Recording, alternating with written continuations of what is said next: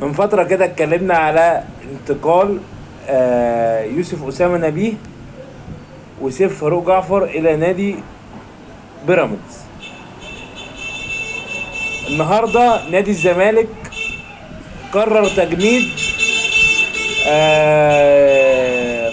يوسف أسامة نبيه بسبب انه مضى لبيراميدز. القصة ايه؟ القصة ان امير حب يجدد معاه النهاردة، مش زي ما قال ان هو ساب النادي يعني وكده، بس القصة ان امير حب يجدد معانا امبارح.